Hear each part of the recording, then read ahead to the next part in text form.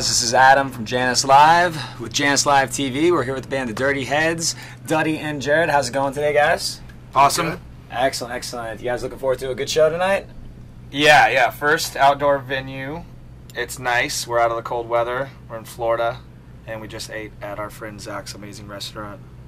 What was it? Z-Grill. Z-Grill. And it was amazing. So we're having a good day. Some good food, man. And the tickets are looking good, so we're pretty pumped. Excellent, excellent. So some questions for the fans. Yeah. You guys are from Huntington Beach, California, one of the best budding music scenes in the country.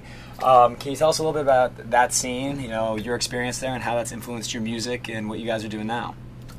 Well, for me, I mean, that's more of Duddy's question, because I wasn't into music until I met Duddy. He was in bands before.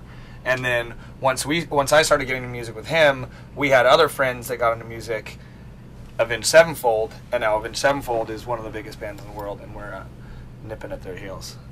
Even though we're two different styles of music, but it's cool. I mean, just to kind of grow up with friends and then have them be successful and you be successful at the same time, you know, it's pretty cool. Yeah, that's right. But other than that, that's all. Those are the only two bands I know from Huntington that.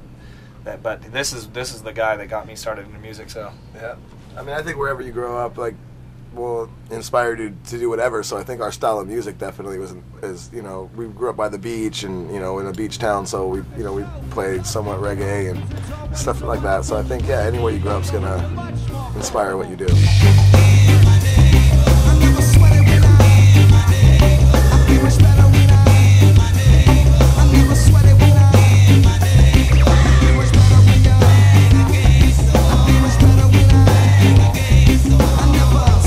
Be some of the Dirty Heads' biggest influences as far as, you know, both your style and just personally? When we first started, it was, you know, Beastie Boys, Sublime, Yellowman, you know, Bob Marley, you know, all the regular classic reggae guys, you know, but then Horace Andy. Then we got in, you know, really into the kind of like the rub-a-dub reggae and like old stuff from the 70s, 60s, 80s and stuff like that. Listened to a lot of reggae. But I think the main ones that we were listening to at the time where I think we drew a lot of our inspiration when we were 16 or 17 was probably the Beastie Boys and Sublime, stuff like that, and reggae. And gangster rap. Yeah. And Magnum 40s. Segueing from that, only because you just mentioned the Beastie Boys left and right, you've had the opportunity to work with some really, really top-notch professional musicians, specifically on your last album, Any Pour in the Storm. Do you guys want to go into that at all? I know that... Well, we got to work with Mario C. Mario C. mixed the album, and that was the close, like, that was like pretty much meeting one of the Beastie Boys. I mean, he's done so much stuff with them, and you meet him, and he looks exactly like one of the guys. Like, he you know, his mannerism, the way he dresses, everything, he's so rad, and he had all the stuff, he had all the instruments that were used on a lot of their albums, so that was really cool. I mean, the thing is like, if I could do a song with anybody, it would be the Beastie Boys, but I like that I don't think they've ever done a song with anybody. Like, they don't go out and do songs with other people. They've had Q-Tip on one song, and I don't think they've ever featured anybody else other than that, like MC-wise or anything like that, and that to me is really, really cool. But I'm going to be a dream come true if we could work with Beastie Boys. Well, in today's scene, there's a lot of collaborations going on, you know, so who knows? Dirty Heads with Beastie Boys coming next, right? Yeah. Rock and roll. One of my questions for you on that same note is you guys got to work with Slash in the studio. What was it like working with an iconic rock guy? This is going to bum you out, and your question's going to go to shit here. We actually didn't get to work with him. We actually, we just met him, and he was friends with our manager, and we had talked about doing something, and he was doing something with M Shadows from Avenged for Slash's album. And we had already wanted to do a remix with Matt, and they were in the studio, and we were on tour, and so they did it without us. So we weren't even there. So we didn't get to see the magic of Slash. Sorry.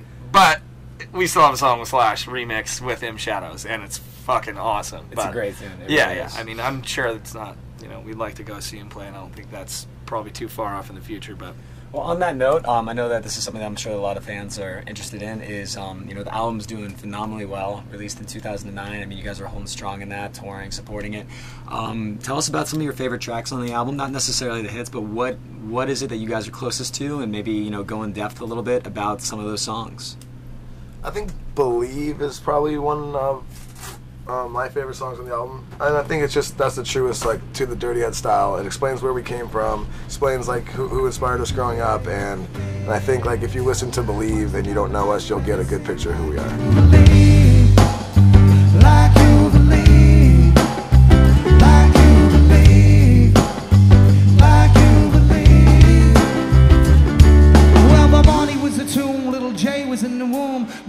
put the headphones on a belly, feel me moving every Jimi Hendrix riff, I'd give it a little kick. So this tour, you guys are out with Soldier right now. What's that like? How's it working with those guys on the road? You never know when you meet a new band, you know, and you coming into it, you don't want to have a bad attitude, but you don't want to overly think, you know, and be super nice to these people when they become assholes, because we've done that, you know. We're always nice and we're always positive and we always treat everybody with respect, so you never know going into it. And we met them and they're just the worst, biggest assholes, and we love them to death. No, we met them and within the first night we were partying, buses, we party with them every night, and it's just rad to kind of, once you click with another band, and it makes the tour so much more, you know, enjoyable when you can actually become friends and kind of start a relationship with that band, and then you know that that'll start tours later on, and because they're only on for, you know, we're only together for a week, but I'm sure we'll do another tour after meeting the guys. They're nothing, they play killer music, but nothing but nice guys, you know. We've been getting on great, so it couldn't have gotten any better. Last major question, you know, what can we expect to see on stage tonight at Janus Live?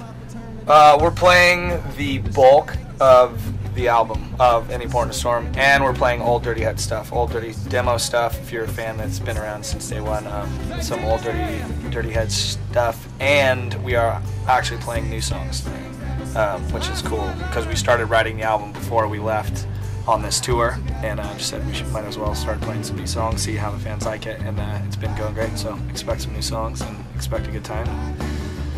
Put your dancing shoes on. You know it. Young All right. ladies. Well, thank you guys very much for your time. Looking forward to a great show. Stay tuned. Janus Live TV coming right up.